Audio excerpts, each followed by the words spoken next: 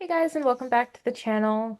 Some of our subscribers have asked us the question, how did we become financially free? And we have to admit it wasn't easy.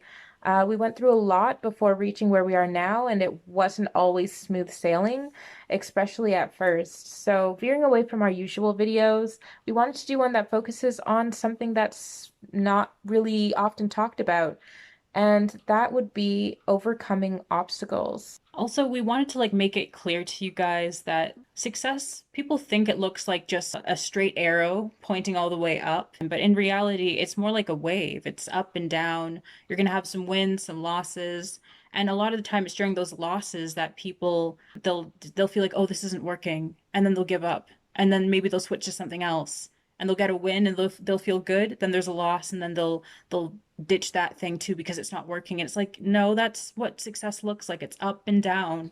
You just have to hang in there.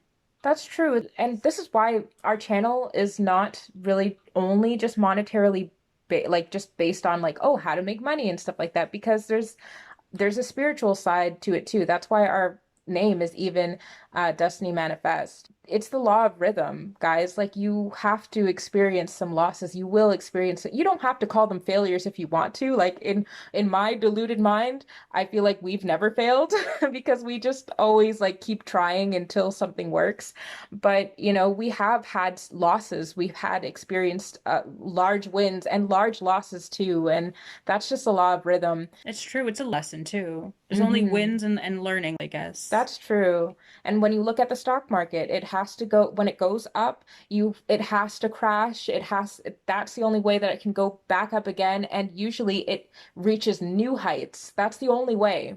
So don't be afraid of those losses or those learning lessons, rather, like you said. So we started our business. If you guys don't know us, like we didn't just jump into KDP like 2 years ago or something like that. Like there's a lot of people who are starting now, which is great for them, but we've been on our journey for a long time. Yeah, I don't want people to think of our channel just another how to make money online type of channel. Like, here's 5 ways to earn $100 a day. Like, no, guys, we've been business owners. We've been entrepreneurs since we were children. Our mom's an entrepreneur. We grew up with it. In our teens, we started our first business that lasted over 10 years. We owned a brick and mortar store. We haven't worked for anyone since we were literally teenagers. So I do want Yeah, to establish that, like, we know what we're talking about. We didn't just come out here and start talking about money and, ecom because it's trendy.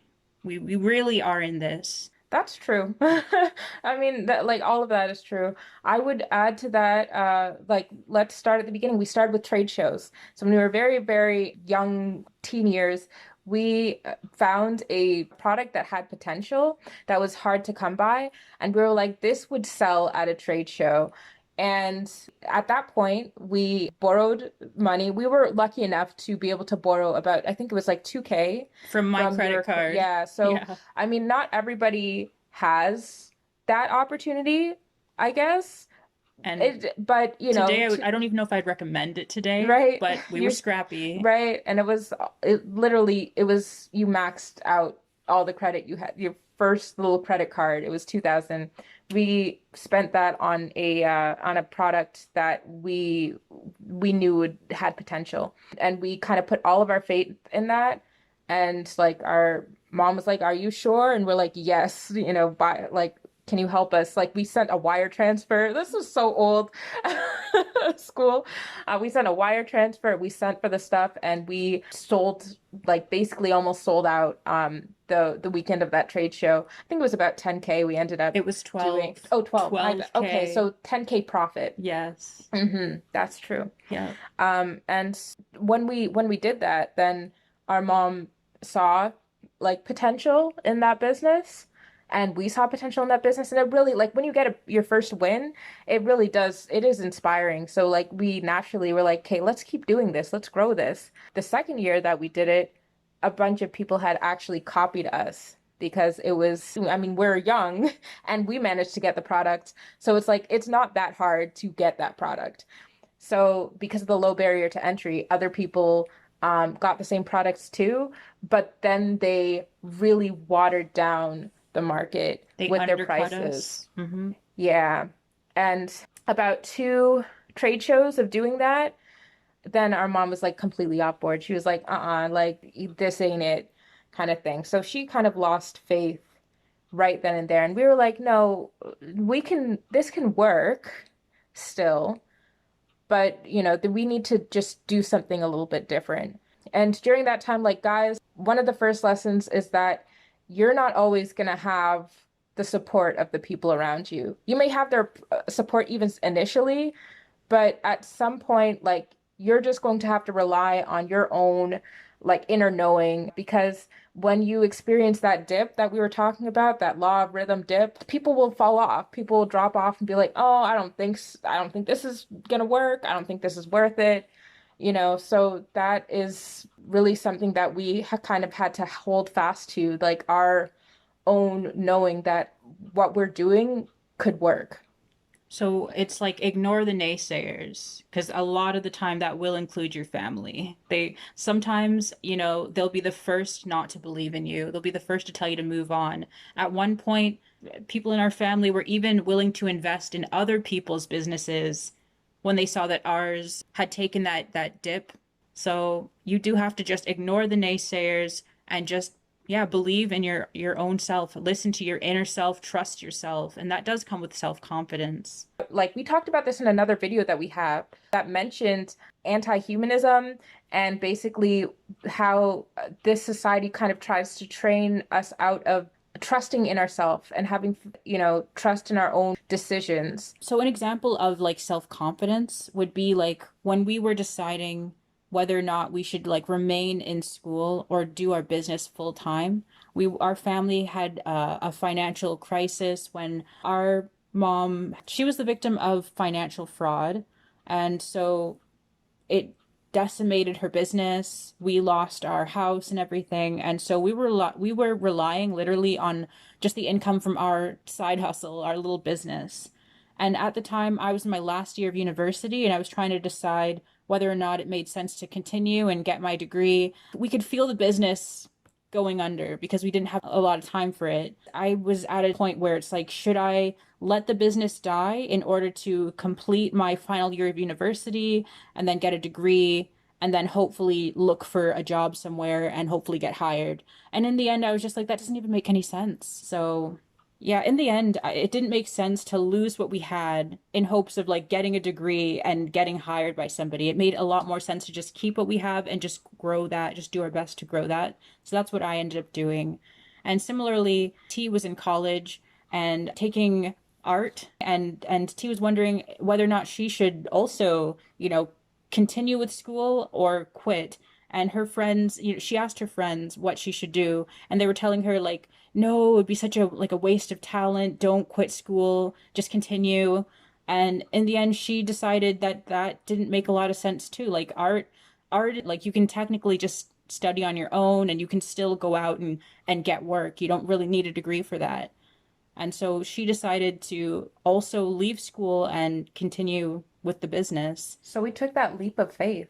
And guys, this was at a time too that in the past few years, we've seen a lot more young people jumping into business and doing well and stuff like that. When we took our leap of faith, there was nobody doing it. There was nobody who was our age, rather. We had people around us, obviously, they were older, like adults who were doing what we did as children. And it wasn't normal to see people in their 20s, even young 20s, doing that. Like, we didn't see that, just starting their own thing. I'm sure there was people doing that. There was some people around doing that, obviously. Like, we're not the only people in the world who's done that, but there was nobody in our immediate vicinity.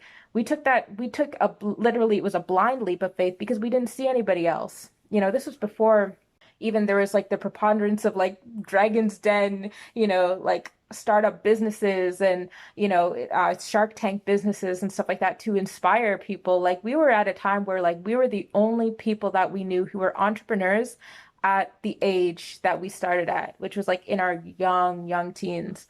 So it took a special kind of mental fortitude to believe in yourself when you don't see anyone having ever done what you're doing, what you're trying to do. We had to really go against the grain. It's true. Because, like, at that time, it's like if you dropped out of school, like during the time that we dropped out, it's like you either were going to trade school, so you'd still be able to make a good living for yourself, or you're pretty much like a delinquent. Like you pretty much have ruined your life type of thing. Like that was the mentality at the time. So it definitely does take faith.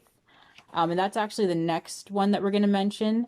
Because, like, we're not religious, we're definitely more spiritual, but we still have faith. And that's just basically an unshakable vision for your future, that everything's going to work out, and knowing that you're on the right path. You know, we need to stop religifying the word faith. I feel like when people hear it, and even me too, when I used to hear it, I would roll my eyes, like, oh my God, I'm not Christian, I don't care.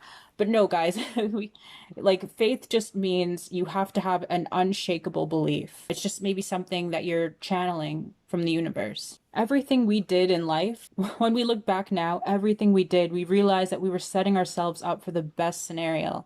Like all the people who would tell us, like maybe go get a job, maybe go back to school. If we had done all of that, I don't know what we would like, what our lives would have looked like, especially during this pandemic. We've actually had some of the best sales during this time, but if we were working for someone, who's to say we wouldn't have been fired? So, Mm-hmm. I mean, to just have that autonomy over your own life has been such a blessing, and we set ourselves up for that.